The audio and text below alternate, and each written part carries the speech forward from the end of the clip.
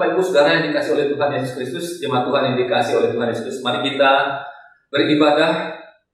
Mari kita mendengarkan firman Tuhan bersama-sama dalam ibadah Jumat Agung hari ini. Nah, sekali lagi, walaupun kita tidak bisa bersama-sama di gedung gereja seperti biasanya, tetapi kita dapat mendengarkan firman Tuhan yang disampaikan oleh saya sendiri melalui video ini. Bapak Ibu Saudara yang dikasihi oleh Tuhan Yesus Kristus, sebelum kita mendengarkan firman Tuhan, mari kita berdoa dan saya pimpin kita di dalam doa. Ya Tuhan Allah Bapa di surga, kami datang di hadirat-Mu, kami bersyukur karena walaupun dalam situasi sulit seperti ini, kami masih memilih waktu dan kesempatan untuk mendengarkan firman.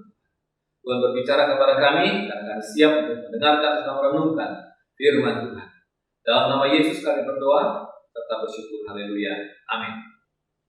Bapak Ibu Saudara yang dikasihi oleh Tuhan Yesus Kristus, saya sudah menghimbau tadi bahwa seluruh jemaat Tuhan diwajibkan membaca Injil Matius pasal 27 ayat 45 sampai 56. Sekali lagi, Injil Matius pasal 27 ayat 45 sampai 56 sebagai nats pembacaan kita. Karena saya tidak akan membacanya di sini, akan menggunakan banyak waktu. Bapak Ibu Saudara, berdasarkan Injil Matius pasal 27 ayat 45 sampai 56, saya akan angkat satu tema, yaitu arti sebuah keselamatan. Tema kita dalam ibadah Jumat Agung hari ini yaitu arti sebuah keselamatan.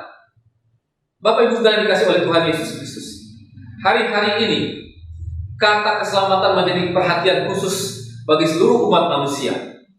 Keselamatan yang dipikirkan oleh semua orang adalah keselamatan atau bagaimana selamat dari ancaman kematian, keganasan virus corona atau virus COVID-19 yang kita kenal bersama-sama hari ini.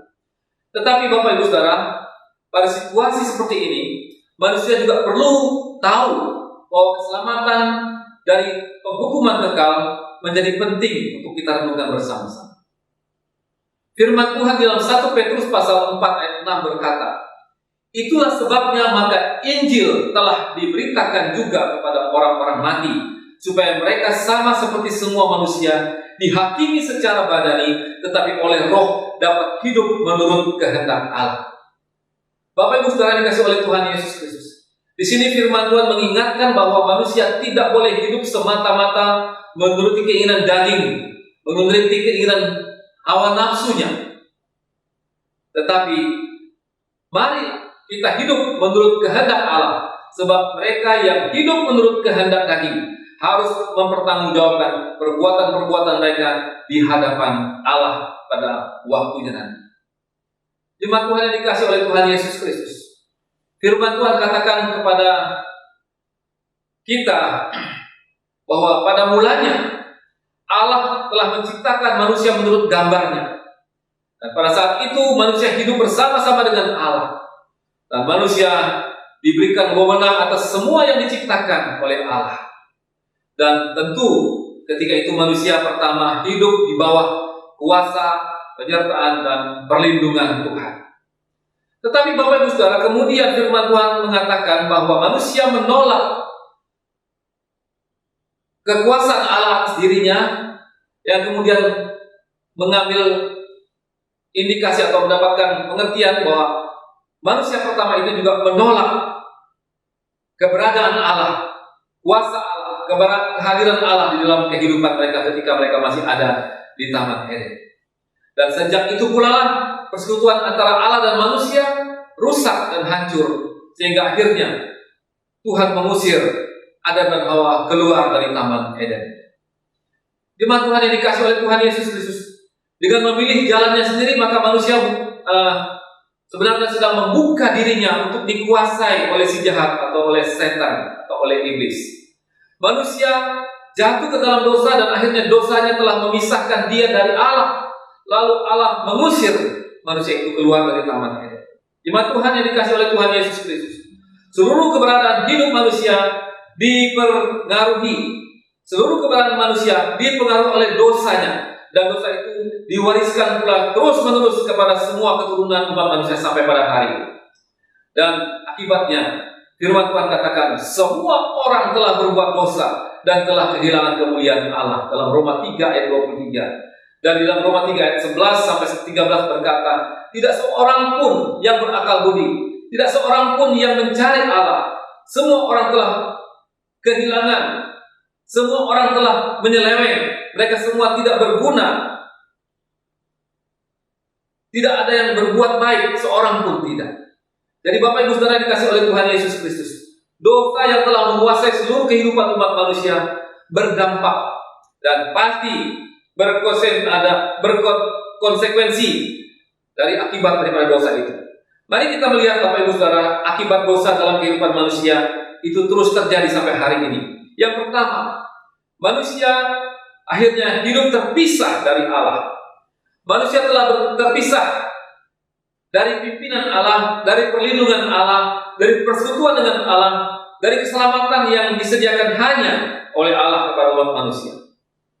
Firman Tuhan berkata dalam Yesaya 59 ayat yang kedua, tetapi yang merupakan pemisah antara kamu dan Allahmu ialah segala kejahatanmu, dan yang membuat dia menyembunyikan dirinya terhadap kamu sehingga ia tidak mendengar ialah segala dosamu.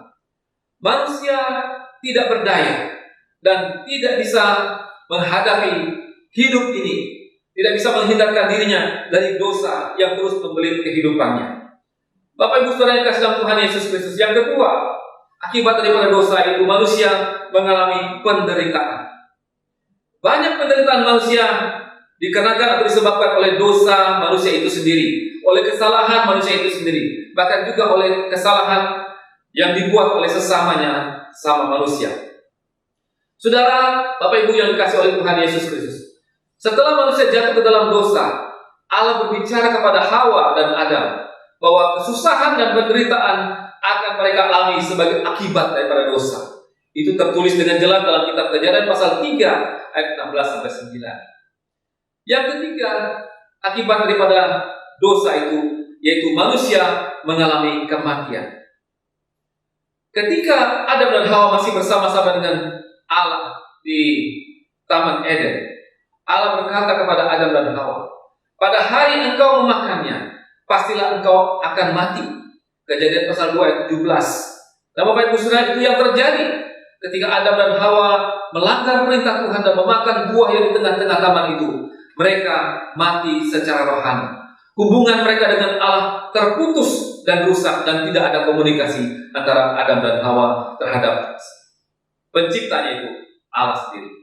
Bapak Ibu Saudara dikasih Tuhan Yesus Kristus, Roma pasal 6 ayat 23 berkata, upah dosa ialah maut, dan kamu dahulu sudah mati karena pelanggaran-pelanggaran dan dosa-dosamu, kata Efesus pasal 2 ayat 1. Artinya kematian rohani akan menyeret manusia untuk terus hidup di dalam dosa, tidak mampu keluar dalam dosa, dan akhirnya mengalami kebinasaan.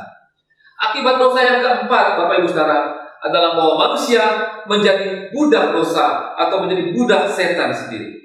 Yesus berkata di dalam Yohanes pasal 8 ayat 34, aku berkata kepadamu, sesungguhnya setiap orang yang berbuat dosa adalah hamba dosa.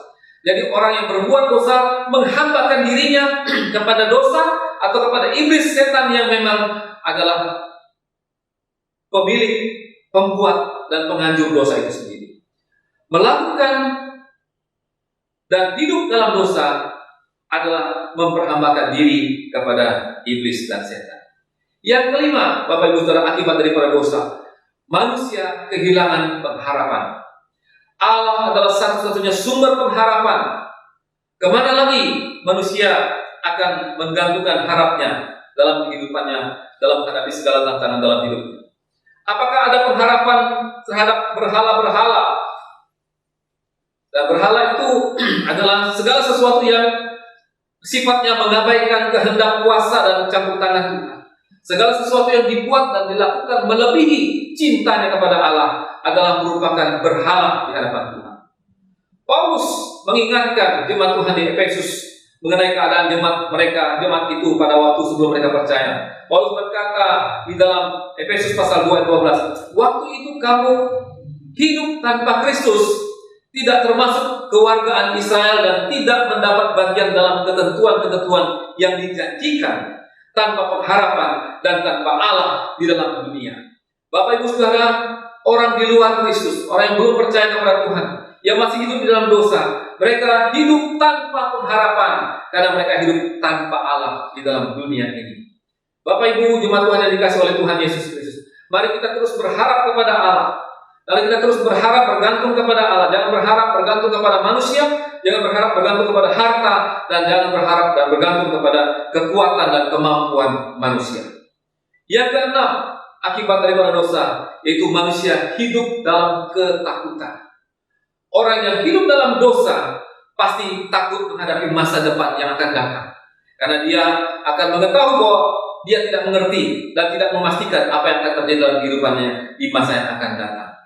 Orang-orang yang percaya kepada Tuhan Yesus Kristus, yang telah mengalahkan maut, itu Kristus Yesus sudah mengalahkan maut, pasti akan bisa berkata kepada Daud dengan penuh keberanian, yaitu di mana Daud pernah berkata dalam Mazmur 23 ayat 4, sekalipun aku berjalan dalam lembah kekelaman, dan aku tidak takut bahaya sebab engkau besertaku.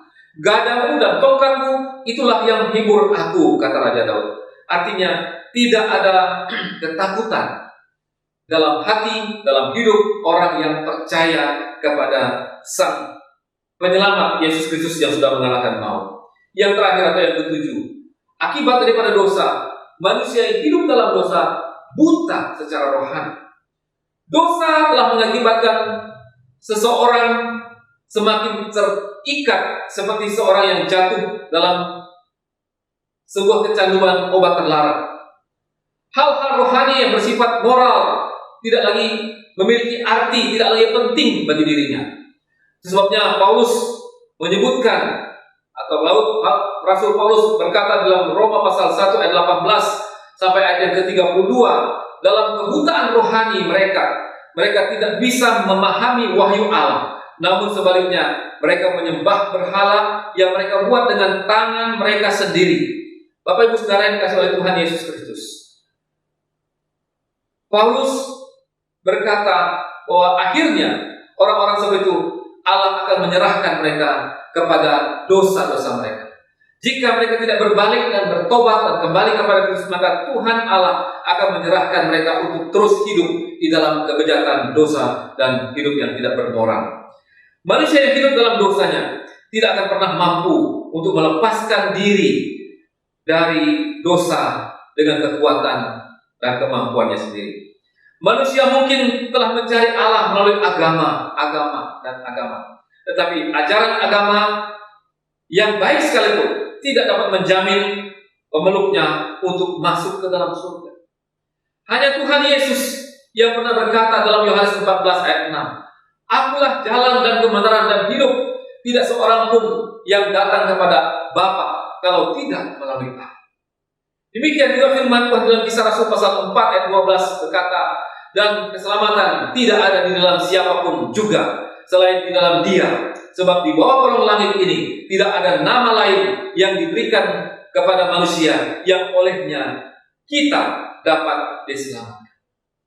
Bapak Ibu Saudara, manusia diciptakan oleh Allah untuk bersekutu dengan dirinya, dan manusia yang hidup tanpa memiliki persekutuan dengan Tuhan, ia bagaikan seorang yang sedang tenggelam dan meronta-ronta sesaat sebelum ia tenggelam dan mati lemas.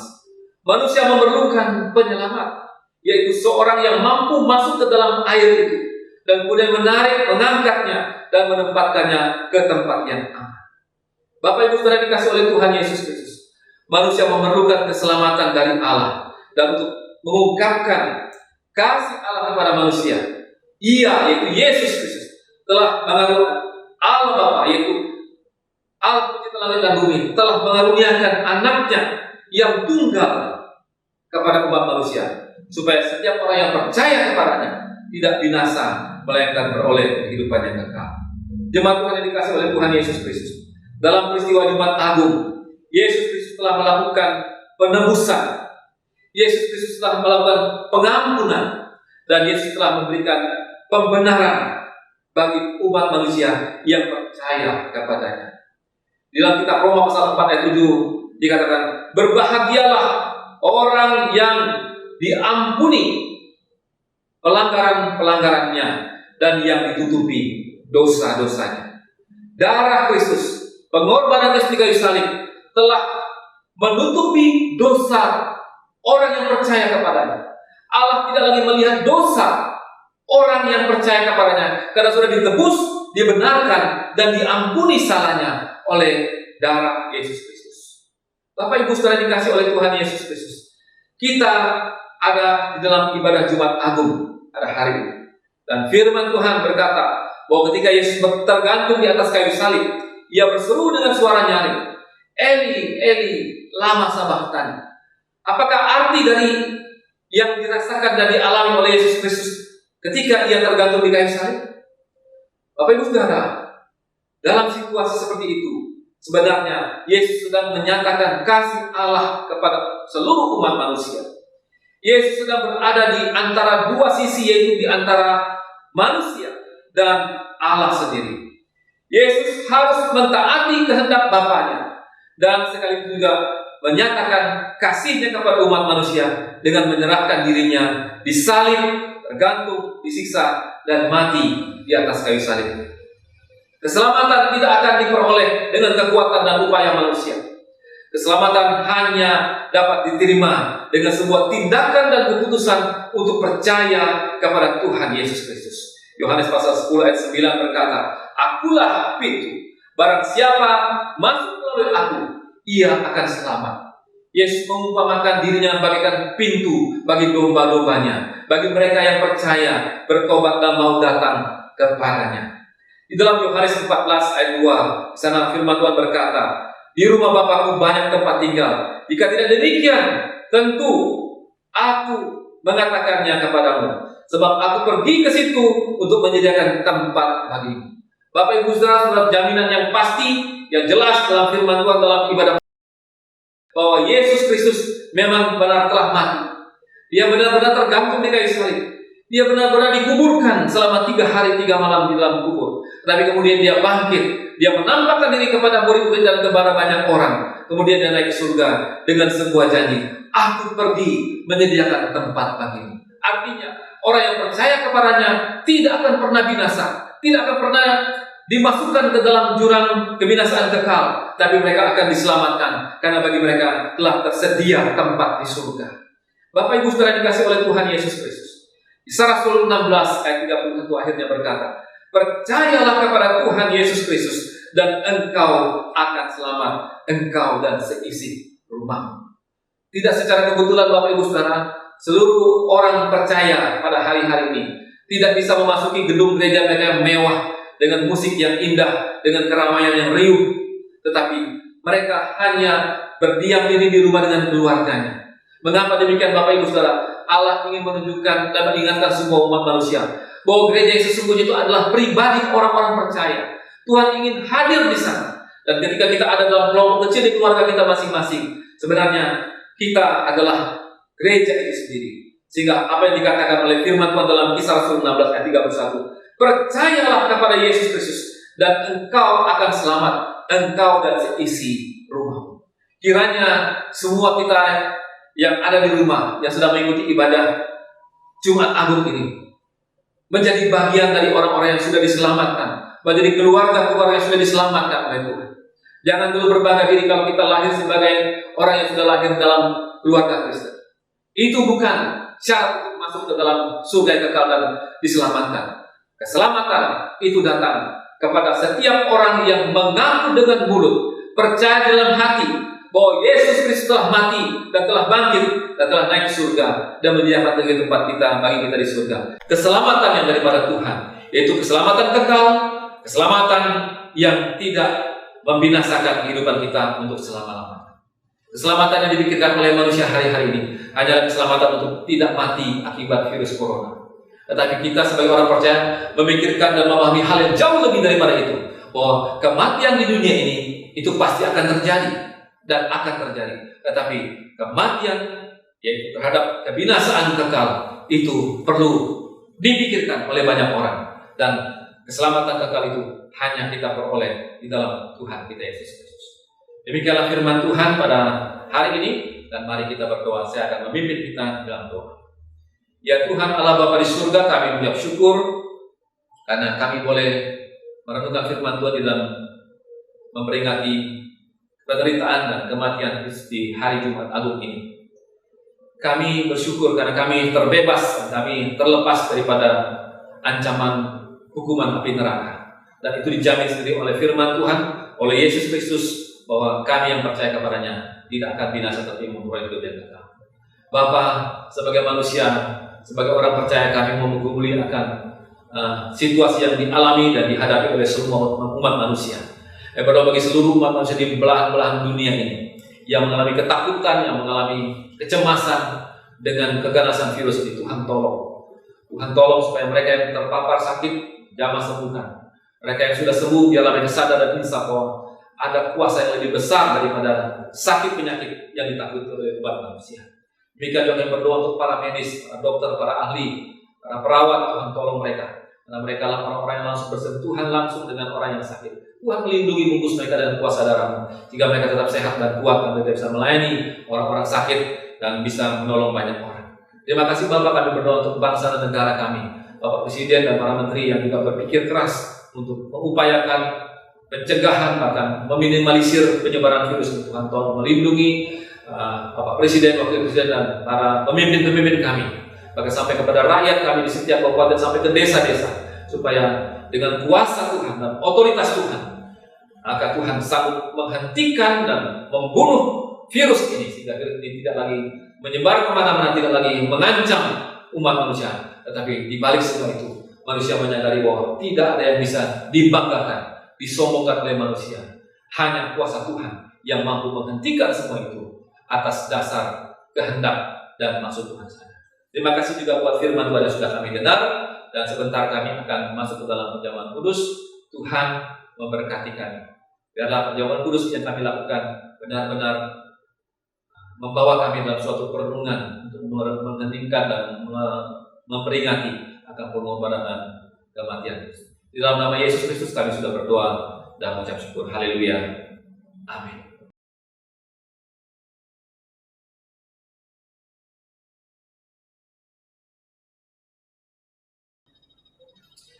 Bapak Ibu Saudara, mari kita masuk dalam sakramen perjamuan kudus. Sebagaimana yang sudah diinformasikan lewat WhatsApp grup, bahwa kita terpaksa harus makan dan minum perjamuan kudus dari rumah kita masing-masing. Dan saya akan memandu kita untuk melaksanakan sakramen perjamuan kudus ini. Namun sebelumnya sekali lagi mari kita berdoa.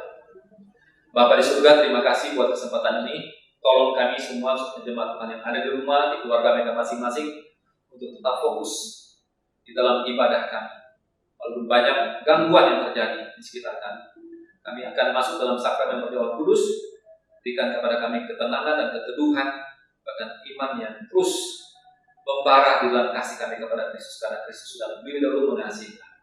Kami siap untuk makan dan minum dari perjamuan kudus. Dalam nama Yesus kami berdoa. Haleluya.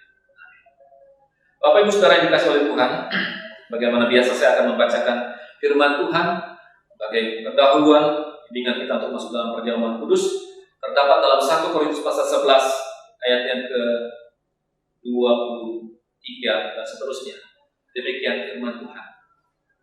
Sebab apa yang telah kuteruskan kepadamu telah aku terima dari Tuhan, yaitu bahwa Tuhan Yesus pada malam waktu Ia diserahkan mengambil roti, dan sesudah itu Ia mengucap syukur atasnya. Ia memecah-mecahkannya dan berkata, inilah tubuhku yang diserahkan bagi kamu, dan perbuatlah ini menjadi peringatan akanku. Demikian juga Ia mengambil cawan sesudah makan, lalu berkata, cawan ini adalah perjanjian baru yang dimeteraikan oleh darah. Perbuatlah ini setiap kali kamu meminumnya menjadi peringatan akan aku. Sebab setiap kali kamu makan roti ini dan minum cawan ini, kamu memberitakan kematian Tuhan sampai Ia datang. Bapak Ibu, siapakah kita? Kita adalah manusia yang berdosa. Dalam ayat selanjutnya dikatakan, sebelum kamu mengambil bagian, hendaklah kamu memeriksa dirimu sendiri. Artinya kita harus jujur di hadapan Tuhan. Kita mau melihat apakah hidup kita sudah berkenan kepada Tuhan, atau hidup kita penuh dengan kebusukan, kenajisan, dosa, bahkan kemunafikan di hadapan Tuhan. Bapak Ibu Saudara, Yesus meminta kepada kita untuk mengingat akan Dia dan memberitakan kematian Tuhan sampai Dia datang. Sebelum kita makan dan minum, saya minta Bapak Ibu Saudara di rumah masing-masing tunduk kepala dan berbicara kepada Tuhan dalam doa, mohon pengampunan kepada Tuhan supaya kita layak untuk menerima perjamuan kudus. Silakan.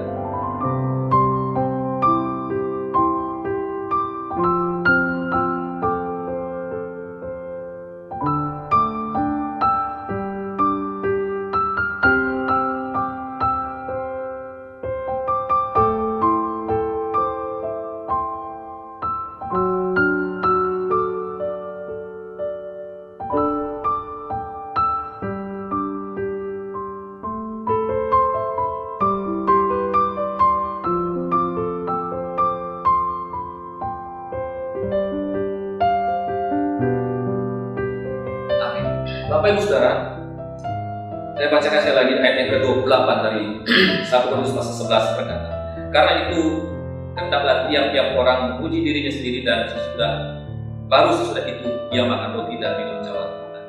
Ayat yang ke-30, sebab itu banyak di antara kaum yang lemah dan sakit dan tidak sedikit yang meninggal.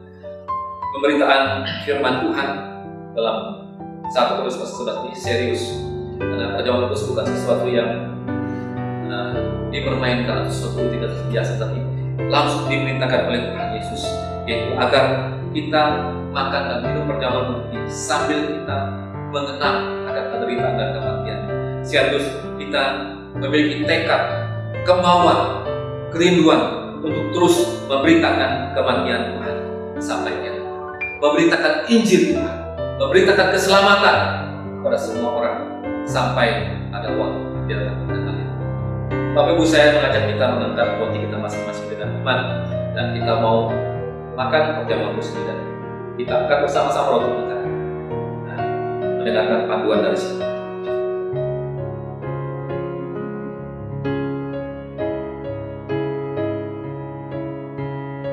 Dan sesudah itu ia mengucap syukur atasnya, ia memecah-mecahkannya dan berkata, inilah tubuhku yang diserahkan bagi kamu. Perbuatlah ini menjadi peringatan akan aku. Mari Bapak Ibu kita makan bersama-sama dengan ini.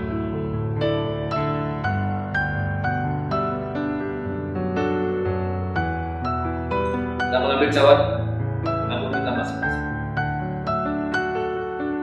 Yesus pun berkata setelah makan dan minum. Kata Yesus, cawan ini adalah perjanjian baru yang dimeteraikan oleh darah. Berbuatlah ini setiap kali kamu meminumnya menjadi peringatan akan aku. Marilah kita minum bersama-sama dengan iman.